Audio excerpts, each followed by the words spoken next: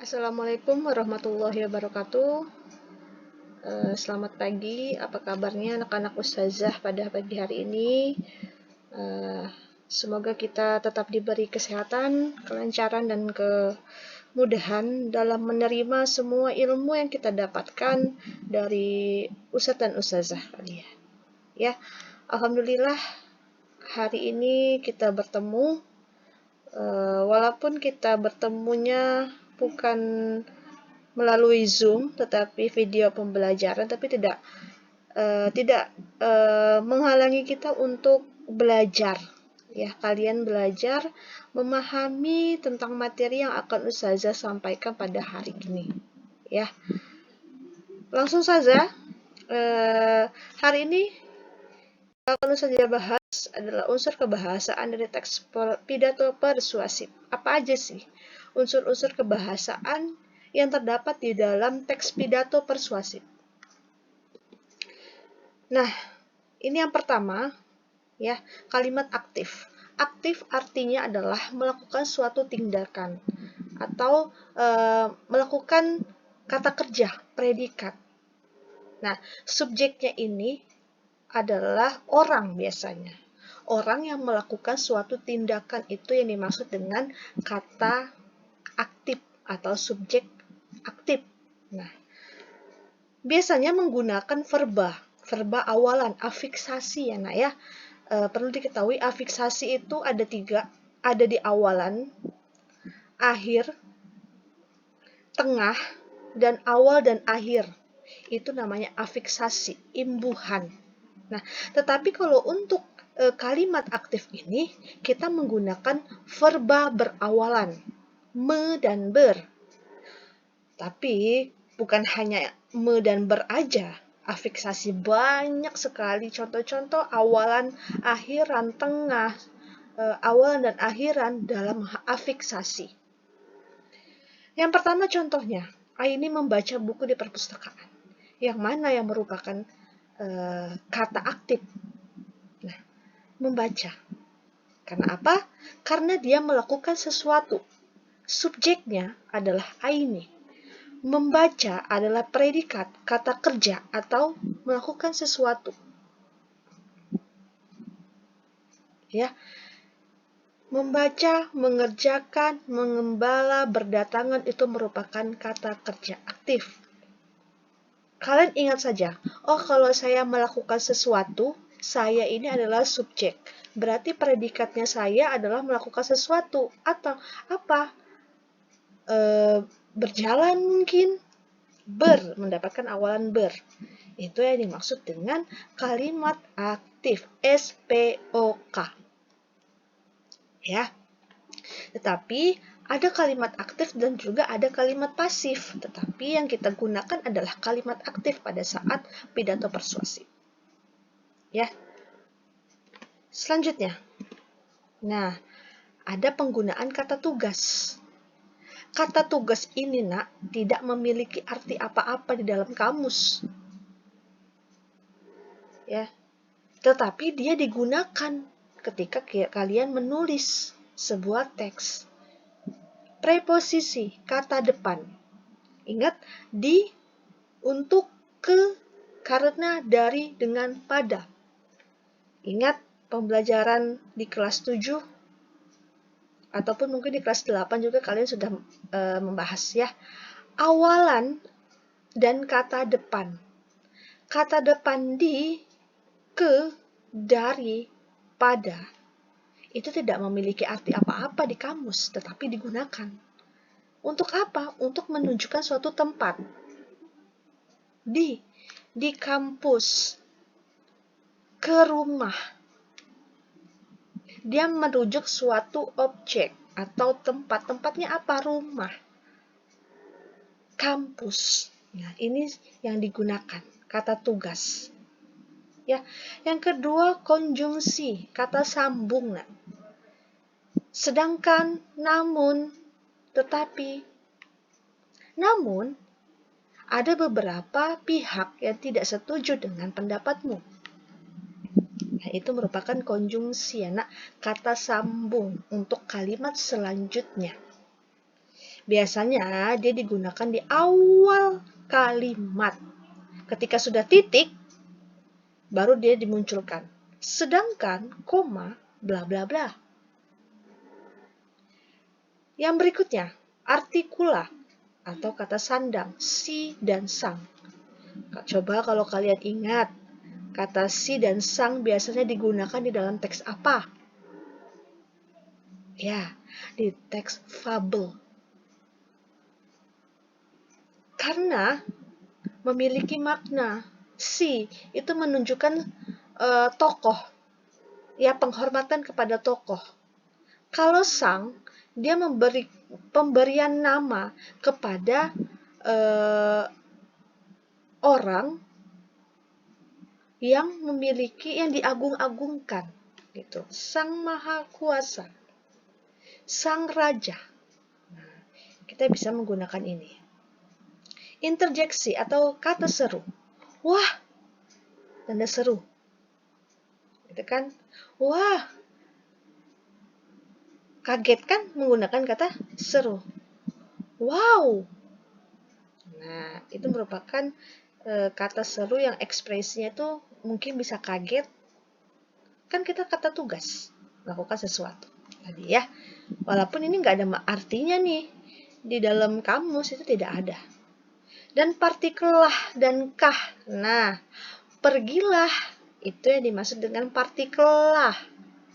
Janganlah. Pernahkah kamu? Kahnya itu merupakan partikel. Paham sampai di sini? Ya, lanjutkan. Nah, selanjutnya apa? Penggunaan kosakata emotif. Emotif itu apa? Perasaan emosional kita yang muncul dari dalam diri kita, nak. Contohnya apa kalau emosi diri kita? Mungkin kita suka melihat mainan itu, ya. Gembira ketika mendapatkan hadiah, sedih ketika mendapatkan nilai yang jelek. Nah, itu kan emosi dari jiwa. Diekspresikannya apa? Dengan air mata. Nah, emosi tadi, perasaan tadi. Bahagia, mendapatkan peringkat pertama. Menyayangi adik, orang tua. Nah, itu namanya emosi. Emotif kita, perasaan kita. Bangga, dan lain sebagainya. Ini sering digunakan. Ya. Nah, selanjutnya adalah penggunaan kosakata bidang ilmu. Nah, misalnya ini kata-kata yang mungkin kalian asing dengar. Ya, dan kalian nggak tahu itu maknanya apa dari kata itu, gitu kan? Nah, di sini ada habitat, ekonomi, populasi, genus. Nah, ini masuk ke apa? Bidangnya biologi, gitu. Nah, arus listrik, biofisika, elektron, masuknya ke fisika. Nah, kosakata inilah yang sering mungkin kita temui, gitu loh. Nah, kosakata ini masuk ke bidangnya masing-masing. Kalau sastra, apa kosakatanya? Puisi, cerpen, ya kan? Dan lain sebagainya. Ya, mungkin kalian mendengar kata ekosistem. Apa sih ekosistem ini? Masuk di bidang apa sih ekosistem? Oh, ternyata masuk bidang biologi. Apalagi ini novel. Novel ini apa? Oh, ternyata dia ini sastra ya, yang ada di bahasa Indonesia dalam bidang sastranya. Gitu ya. Ini mungkin beberapa yang jarang kita dengar ya, Nak ya. Tetapi ya inilah bidang ilmu yang ada di bidang-bidang pelajaran-pelajaran kita. Ini yang sering digunakan, frekuensi elektron, habitat nih. Nah, itu ya. Nah, selanjutnya adalah penggunaan sinonim dan antonim. Ayo, pasti tahu lah ya. Sinonim adalah persamaan kata dan antonim adalah lawan kata. Persamaan, ya. Sinonim, dua kata atau lebih yang memiliki makna sama atau hampir sama. Saja menuliskan contoh besar. Nah, dia memiliki persamaan hampir sama dengan arti kata besar. Sinonimnya akbar. agung, kan besar, maha agung. Nah, gemuk, gendut, dewasa.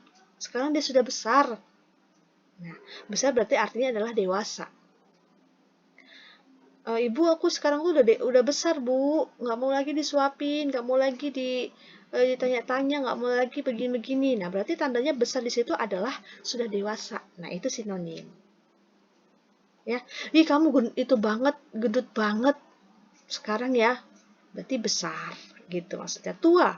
Tua ini sinonimnya banyak. Lanjut, usia, berumur, matang, purba gitu. Mati. Nah, wafat, kita bisa menyebutnya wafat. Oh, mati itu kita bisa bilang juga wafat, meninggal dunia, tewas, berpulang, tutup usia, itu semuanya makna dari sinonimnya mati. Antonim, antonim adalah kebalikannya, Nak. Besar, kecil, tua, muda, meninggal, hidup, panjang, pendek, kiri, kanan, tinggi, lebar. Mungkin gitu ya. Nah, selanjutnya ada penggunaan kata benda konkret dan abstrak. Nah, konkret ini maksudnya, Nak, benda itu ada wujudnya. Ada fisiknya benda. Benda hidup dan benda mati. Ya, benda yang kelihatan gitu fisiknya. Ya, meja, kursi, orang, bantal, televisi. Pokoknya yang ada, yang bisa kita lihat. Itu yang dimaksud dengan kata benda konkret. Tetapi kalau kata benda abstrak, itu nggak kelihatan fisiknya, tapi bisa kita rasakan. Ya, ilmu memang bisa kita lihat, enggak, tapi kita bisa merasakannya. Merasakannya dengan cara apa, Ustazah? Dengan kalian bisa mengamalkan, ya, bisa memahami, bisa mengerjakan tugas dari Ustazah, berarti kalian tahu, dapat itu ilmu. Dengan apa? Dengan dirasakan.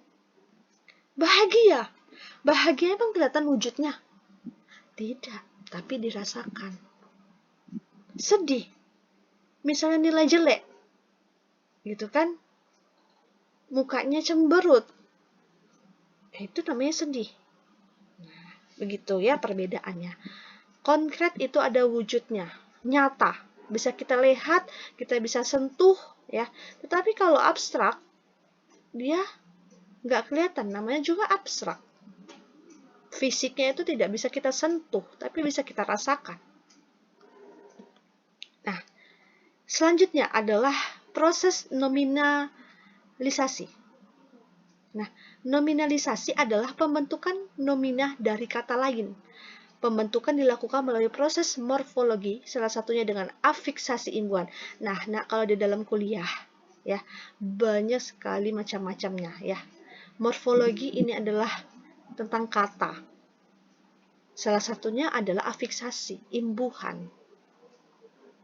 Nah, imbuhan apa? Nah, tadi nih yang Ustazah singgung di yang kata aktif tadi, kalimat aktif tadi. Nah, ada awalan. Nah, kata asalnya adalah atau kata dasarnya dagang. Ketika kita mendapatkan awalan pe, nah menjadi pedagang. Selanjutnya, tua, mendapatkan awalan lagi, jadi ketua. Ke, pe, an, or, lalu lagi me, ke, dan an, pe, dan an, itu merupakan kata atau nomina atau afiksasi imbuhan. Ini yang Ustazah jelaskan tadi, singgung tadi di kalimat aktif. Karena ini adalah kata asalnya atau kata dasarnya. Tunjuk bisa pertunjukan. Ya kan? Kaya, kekayaan. Gitu. Dia bisa dimasukkan ke dalam kata dasar itu. Nah, kalau kita leburkan ini kan masih pertunjukan nih. Berarti arti dari pertunjukan adalah sesuatu yang ditampilkan. Nah, kita bisa masukkan KPTS. Ya, ini awalannya kata dasarnya tunjuk. Jadi kalau diluluhkan, kita masukkan awalan me. Jadi menunjukkan. Gitu. Ini yang sering kita baca, tapi kita nggak tahu ini asal mulanya dari kata apa, kok bisanya jadi ini. Ya, itulah awalnya adalah dari imbuhan, afiksasi. Kenapa? Jadi berubah itu kata, ada penambahannya. Tuh ya. Nah, itu tadi materi dari Ustazah. Ya, semoga bisa dipahami. Ustazah punya tugas. Ini dia. Nah, silakan ini boleh di screenshot. Ya, biar memudahkan kalian mengerjakan tugasnya. Baca teks ini. Problematika remaja. Ini. Ya. Ini. Ini. Kalian baca. Dan ini. Kalian baca. Screenshot saja. Silakan boleh untuk memudahkan. Dan ini slide ketiganya. Apa Ustazah tugasnya?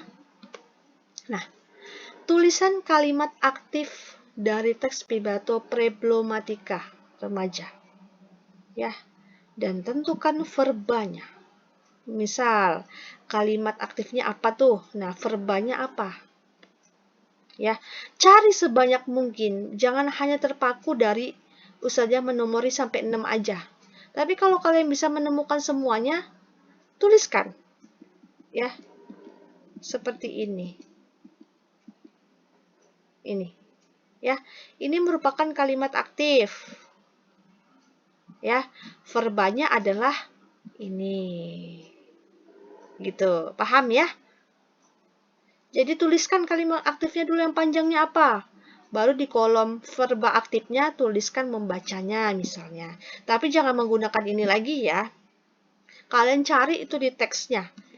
Ustazah tidak menyarankan kalian untuk mencari di internet. Karena nggak akan ada manfaatnya untuk kalian. Ya, Ustazah maunya kalian mencari baik-baik, membaca secara keseluruhan, dan temukanlah di mana kalimat aktif dan verbanya berada. Ya, kalau misalnya cuma dapat 6, monggo. Kalau udah nggak ada lagi. Tapi kalau banyak, silakan. Diperbanyak saja, nak.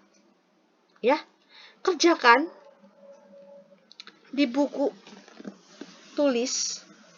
Ya, pertemuan selanjutnya, ya, akan Ustazah suruh kalian untuk menyampaikan hasilnya. Itu ya. Ingat kontrak belajar.